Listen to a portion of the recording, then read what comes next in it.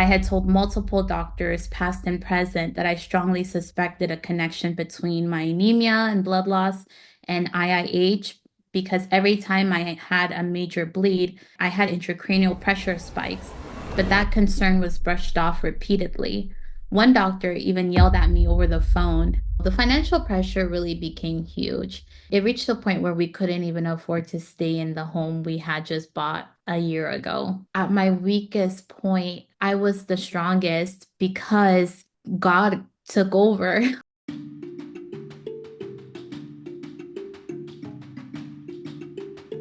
Hey everyone, welcome to World Health Nexus, where we uncover the hard truths about health disparities.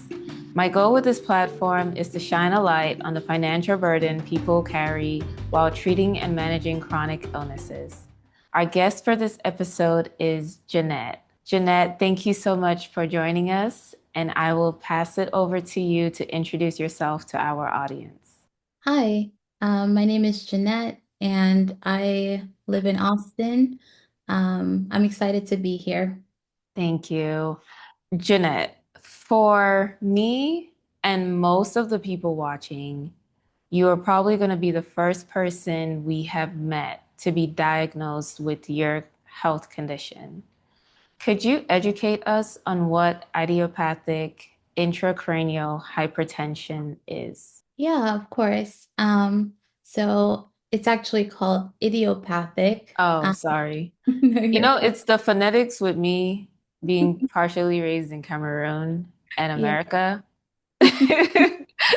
So, I sorry. I understand.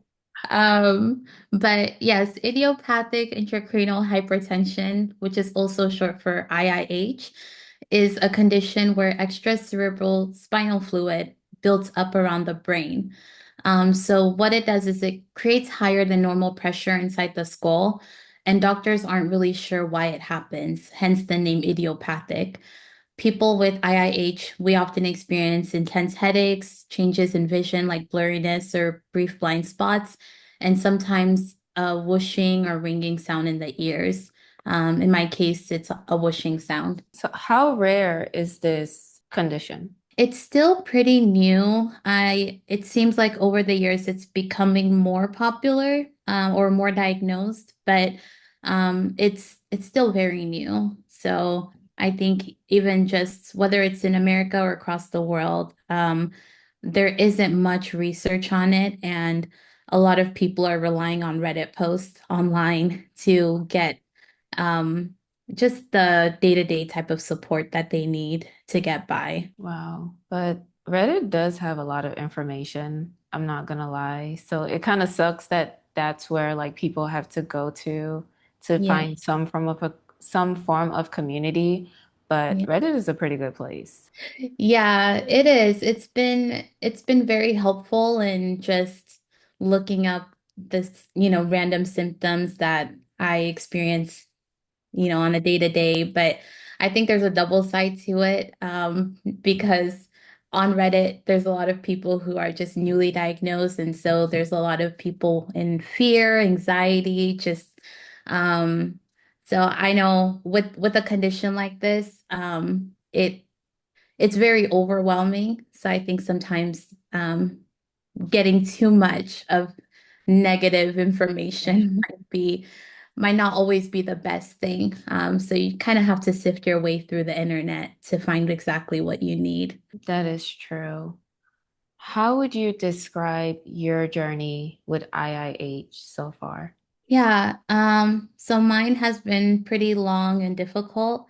I was first diagnosed with IIH last year after I started having heavy episodes of temporary vision loss.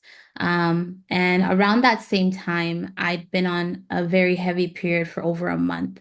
I'd struggled with excessive bleeding since college and needed regular infusions, and I was actually due for another one soon. So I really believed then and still do now that the heavy bleeding played a big role in my vision issues.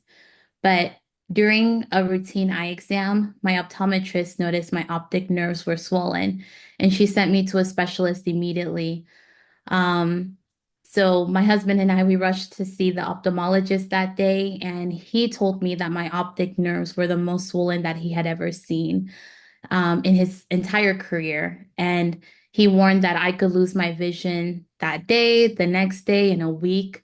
So essentially, just kind of not knowing what to do, he told me to just go to the ER immediately because that could be my only hope right Mhm. now. So after like several tests, I was officially diagnosed with IIH.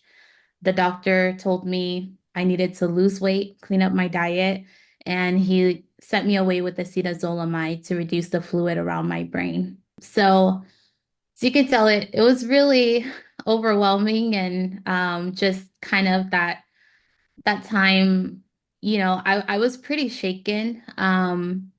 And but I was also determined, because when I left the emergency room, he had told me to clean up my diet. So there was a determination to kind of make a change in my lifestyle. Yeah. I joined a program, a nutrition program. I found a personal trainer.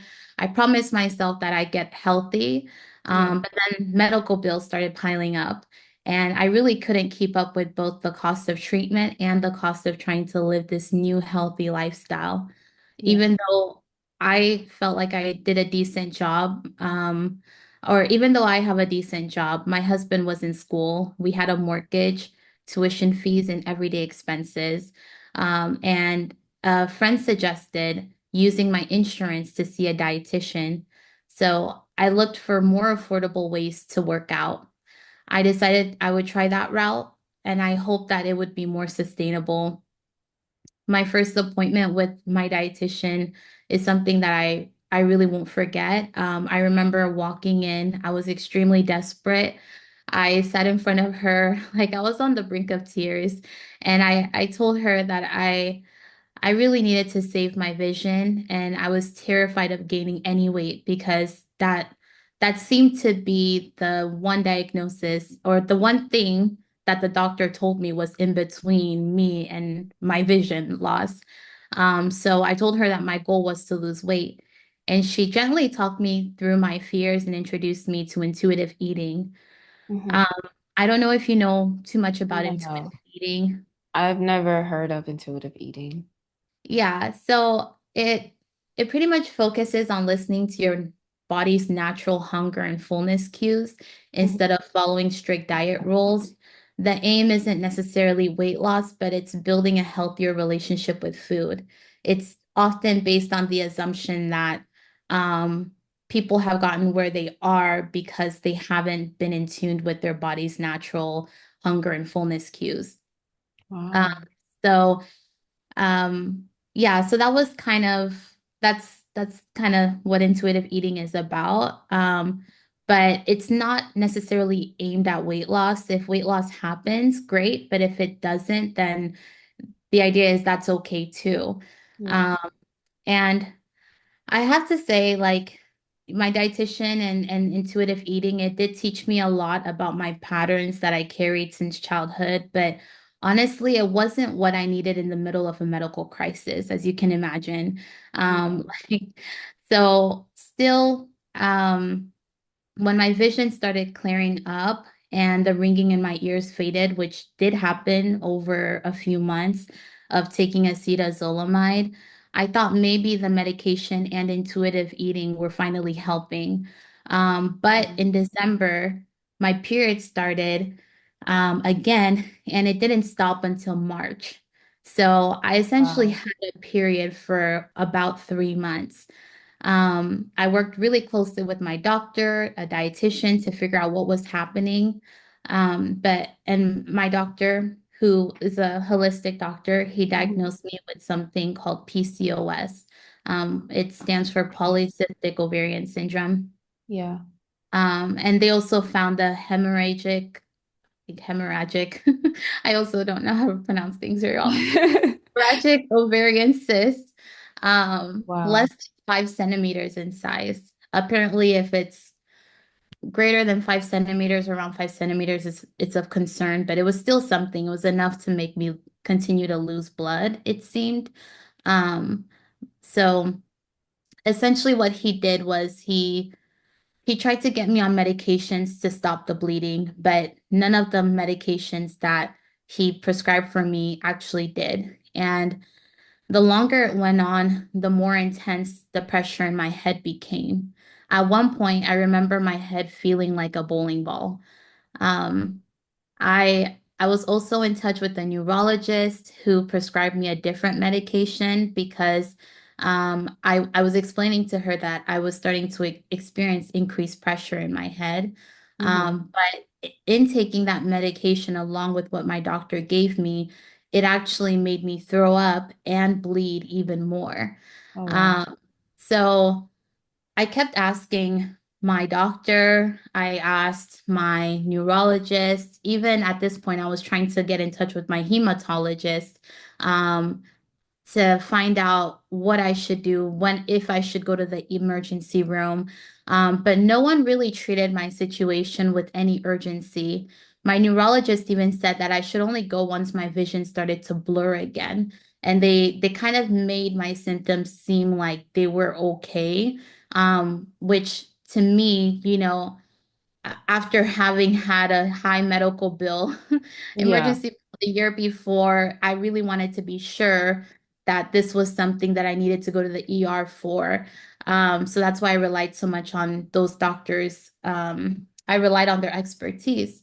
But eventually, my husband and I did end up going to the ER anyway. And by then, I was so anemic that I could barely breathe or walk. I had already lost peripheral vision in one eye and I was starting to lose it in the other. Oh my God. Um, After all of that, uh, afterward, a neuro-ophthalmologist met with me and explained three surgical options.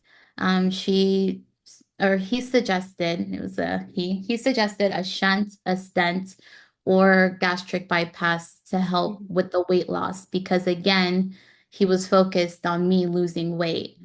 Um, he'd expected my vision to decline so quickly that I wouldn't even be able to make a decision and would simply need an emergency shunt. But because even though I had lost peripheral vision, my central vision was still stabilized. So he said I could take some time to think through my options and then follow up with him later. Um, yeah, so that's a long story, but that's kind of what happened. It's interesting because you talk about your interaction with multiple healthcare providers and you shared like, having ongoing periods for a number of months, intense head pain, like losing vision, like your peripheral vision. But it's so interesting how there was a huge focus in addition to that on like your weight loss and you losing weight because somehow that would miraculously help stabilize you with all these acute, I mean, technically you were acutely ill. And so it's like, oh, if you lose weight, all of these other things would magically like be stabilized and you would be fine, Mm. which doesn't fully make sense to me. But how would you describe like your interactions with these professionals? Like, you narrated having so many like prescriptions and different treatment alternatives, but how would you describe like your day-to-day interaction, conversations with these healthcare providers as you were navigating this disease? Not great, but I'll start with something positive. I'd say a few of the healthcare providers I saw truly did show empathy and had great bedside manners. But even with that, most of them weren't very helpful in figuring out why this was happening or in offering a solution that actually fit my situation. I think anyone in the IIH community will tell you that acetazolamide is usually the go-to treatment, along with maybe Topamax. But because IIH is often described as a condition with no known cause, I felt like my doctors didn't really look into the obvious symptoms and patterns that could have been contributing to both the increased pressure and my vision loss. So, like you had said, I had lost a lot of blood. I Yeah. was just zero point 0.2 points away from needing a blood transfusion when I was in the ER. Yet, when I was there, no one was talking to me about urgently replenishing my iron or blood. I had to request iron. I had told multiple doctors, past and present, that I strongly suspected a connection between my anemia and blood loss and IIH because every time I had a major bleed, I had intracranial pressure spikes, but that concern was brushed off repeatedly. One doctor even yelled at me over the phone, insisting the two were not related. Wow. So I'm not going to pretend that I was eating all the right foods and exercising every day prior to IIH.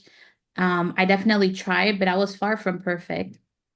What frustrates me, though, is that IIH is often talked about as a condition affecting overweight women of childbearing age, but the emphasis always seems to fall on the overweight part rather than the hormonal, reproductive, and physiological factors tied to being in childbearing years. And we already know IIH affects people of all sizes. I remember even coming across articles online from Reddit posts and blog posts of a girl in India who had severe blood loss, PCOS, and IIH just like me. She went blind and she wasn't overweight. So even if we set aside the idea that blood loss could affect intracranial pressure, there's still the basic science. Hemoglobin carries oxygen to our cells. If my hemoglobin was extremely low, which it was, then it makes sense that my eyes and vision would suffer simply because they weren't getting enough oxygen. It felt like such an obvious link, yet it was never taken seriously by the people who were supposed to help me.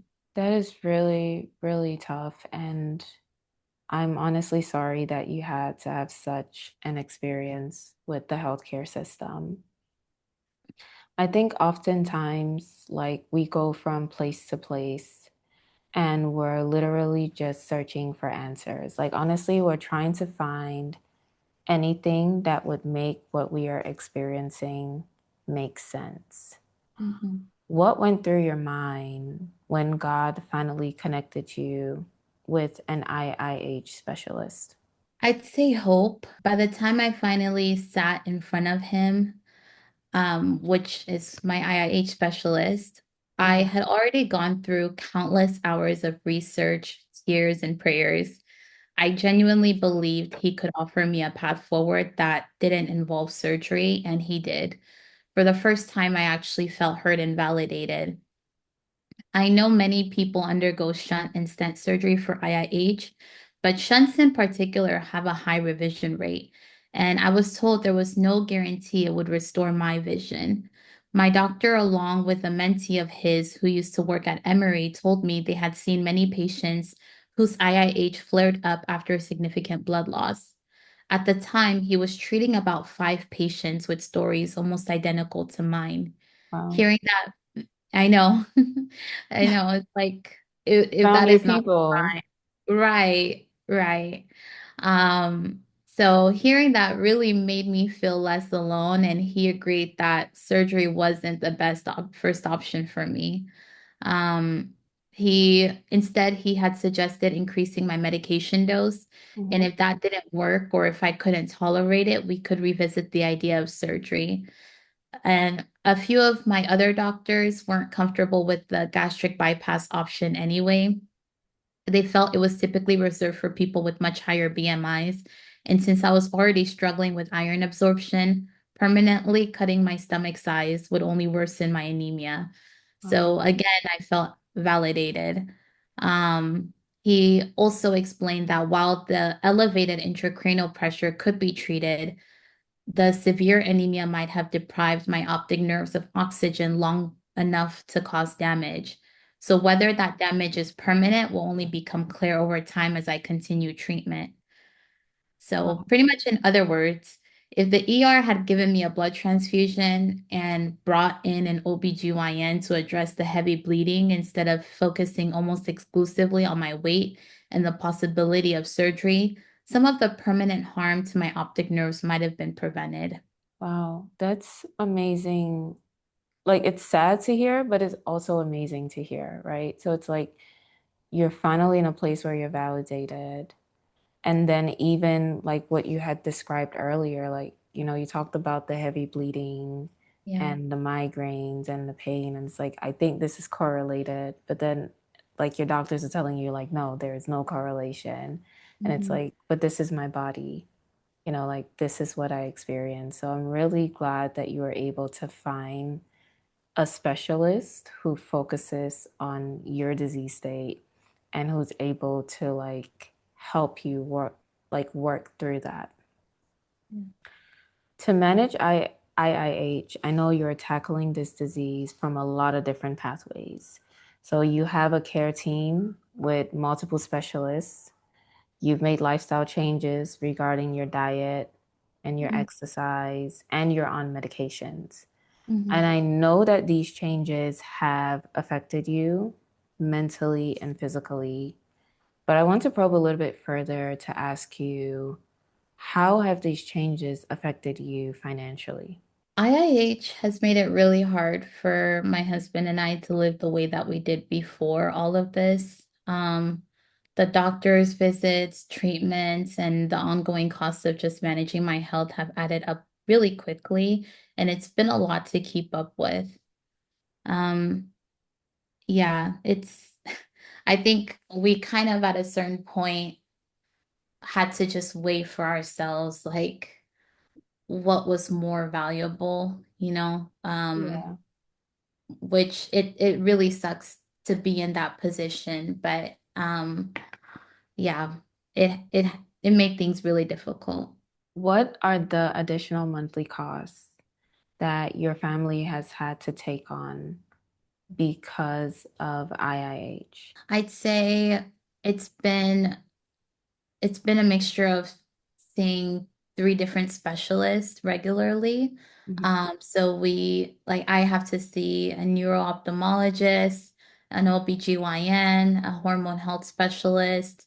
And especially in the earlier months, I was I was seeing them maybe every other week.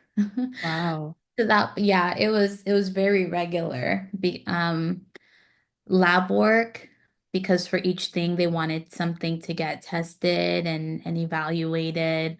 ER visits in between because I would feel symptoms or experience things that I couldn't really.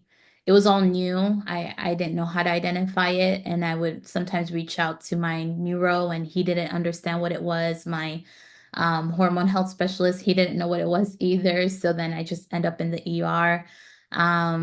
Medications, including tirzepatide, and increasing the dose of it just made it more expensive. So, um, yeah, as well as like scans that I needed to do, just to track my progress.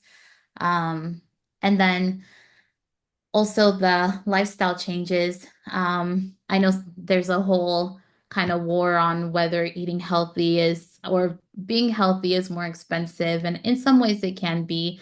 I think living this like whole organic on processed food lifestyle means buying higher grade quality products, so that costs more. Um, I enrolled in a nutrition program that I pay a monthly fee for. Um, I see a counselor because honestly, when you're going through a chronic illness like this, you really need a counselor. So yeah, I think that all those things. And then on top of all of that, our property taxes went up. Medical bills kept coming in. So the financial pressure really became huge. It reached a point where we couldn't even afford to stay in the home we had just bought a year ago. So it was a lot. It's like you shared a story about your reality of managing this disease. And I know for a lot of us, the average person, we think of like the goal, like a common goal in life is to have a good job Mhm. because that usually translate to good income. But from listening to your story, it helps us put into perspective that even though you have a good job, does not necessarily mean that you can afford for anything to go wrong. Yeah. You know, it's like everything has to move perfectly Yeah. for you to sustain the reality of that life. Right. And it's a sad story, but I'm glad that you guys are in a position where you're more stable and you can make decisions for yourself. But I know with people listening to this, like there are so many people who can relate with what Mm. you're going through. Yeah. For someone in a similar situation, managing the finance, okay, for someone in a similar situation, what advice would you give them about manage the financial burden of IIH? I would tell them that they should still prioritize their health over their finances. I think it's really tempting when you have a huge bill in front of you to wanna kind of push your health aside, and to try to like yeah, to not make that a priority, especially if you have other people counting on you. I know, yeah, in my situation, my husband is in school, so um we're already living off of one income, but still make your health a priority. And if you need to simplify or downsize your life so you can take better care of yourself, do it. Your health is more important than anything you might have to give up. Or yeah, so for us, because our mortgage became way too much to handle, we are in the process of selling our home so we can rent and manage our finances more easily. Even though some people close to us pushed back, we knew what was right for us. And so I even want to speak to that. You might have other people looking into your life, feeling like they can give you their opinions, but you know what your financial situation is. You know the stress of the health problems you're going through. And you know how much of it you can really handle and carry at this time. So really do what is right for you. Um, and don't be afraid to make decisions that put you in a healthier physical and financial place. I will say some practical advice is if you ever get hit with a big medical bill, ask the hospital if they have programs for patients who can't afford to pay. And if you don't qualify, ask about the discounts. A lot of hospitals and emergency rooms would rather offer a reduced rate and get paid directly than send the bill to collections. So it's kind of crazy. I found this out in the middle of trying to, tell the the collections or the receptionist that, hey, we can't afford this. And she's like, well, I could give it to you for 20% off. And it's Wow. almost ridiculous, It's like it's like you you're guys, bargaining over your health, but it happens. It's there. These hospitals have a reduced rate. So you don't know until you try asking for it. wow, I didn't even know that was like a thing. It's like, so Mhm. you guys can actually give us a discount on this. Yeah, Wow. But I yeah. guess that just speaks to the power of you really have to ask and advocate and like keep pushing, which is the sad part is that you have to keep pushing to Yeah. get answers. But listening to stories, like listening to your stories and a lot of other people on my channel is like, stop. Don't Mhm. stop pushing. Like there are resources out there, but you're going to have to advocate for yourself and put your health first. Yeah. I genuinely believe we are spiritual beings having a physical experience here on earth.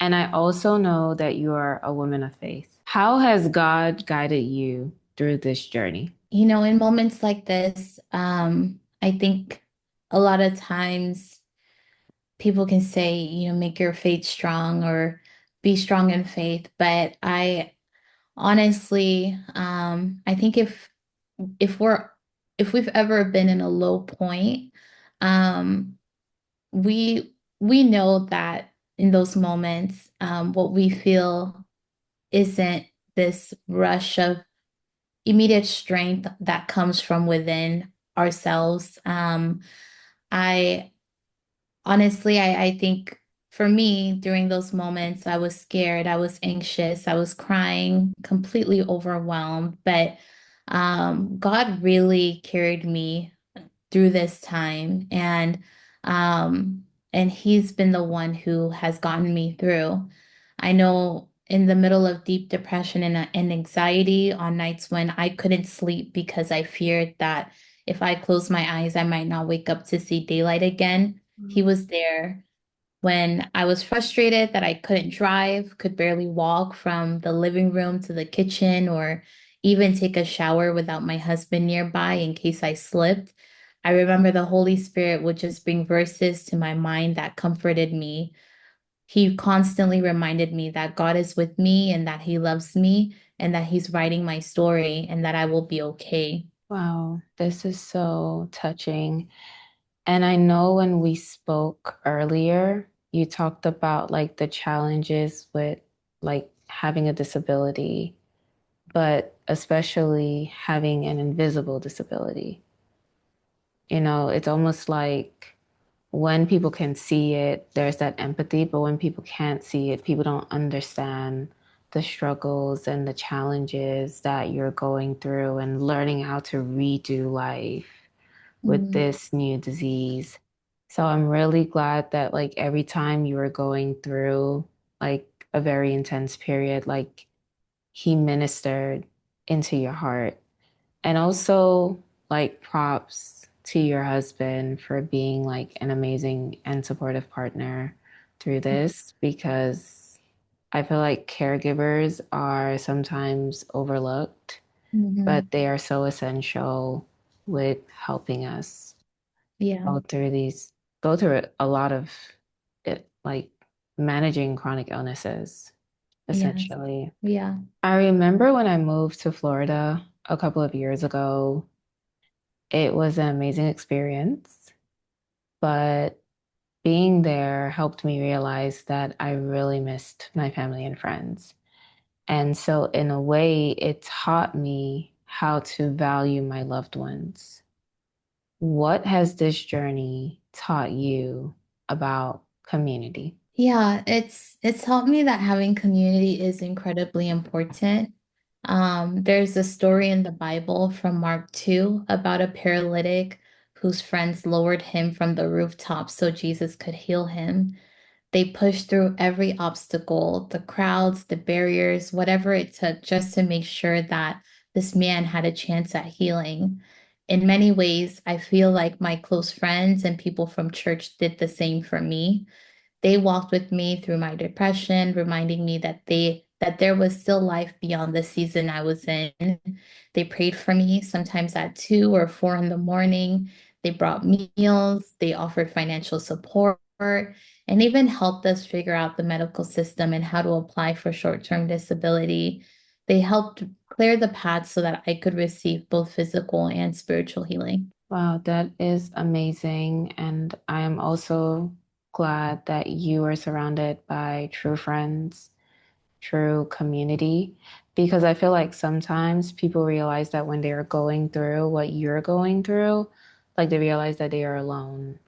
Like they Yeah. don't really have anyone there. And so for you to turn around and be like, you had friends that would pray for you at 2, 4 a.m., help you navigate short-term disability and the healthcare system, and even offer financial help, like that is such a blessing. And I'm really, really, really happy that God sent you like those angels on earth. What closing words do you have for us? One thing that came to mind is I feel like in my situation, I did have a lot of friends that were around me, and I'm thinking about maybe the person with IIH that stumbles across this video who might not have that much support. Um, and it really feels alone. I think that there were moments in my journey where I wasn't getting as many calls coming through, or there's still times where you can feel alone, but um, yeah, if there's anything that I want to leave people with, it's really that God sees you and he's with you, and he'll never leave you. Like I, I think that being in such a vulnerable position, and being a Christian, the what really came alive for me was this truth that God's power is made perfect in my weakness. And I know I said it before, so not to say it again, but like, yeah, actually, at my weakest point, I I was the strongest because God took over. Like he navigated me through the messy medical system and took me to the right people that I needed. He comforted me again with his words when I felt so down, and he brought music that I needed to hear at the right time. And so if if you don't know him, I hope that you can meet him someday, that you can have a chance to to know my God the way that I do. But yeah, if you already do, I really hope that this encourages your faith and that you don't lose hope. Because yeah, when we are weak, he is strong, and we will be okay. And we're gonna come out of this stronger for it. So um, I just want to leave that with people. Thank you so much, Jeanette. It has been an honor having you on our platform. I have learned so much about IIH. It's been encouraging to hear your journey, how far you've come, and to know that you're in a better place, and also learning about your faith, like your walk with God and how God came through when you were at your weakest. Um, and I know that whoever comes across this, or whoever is watching, or if it happens to meet someone who also has IIH, I know that they would definitely be blessed from it. Thank you so much. And for everyone else watching, looking forward to seeing you guys on the next episode. Thanks, Meg.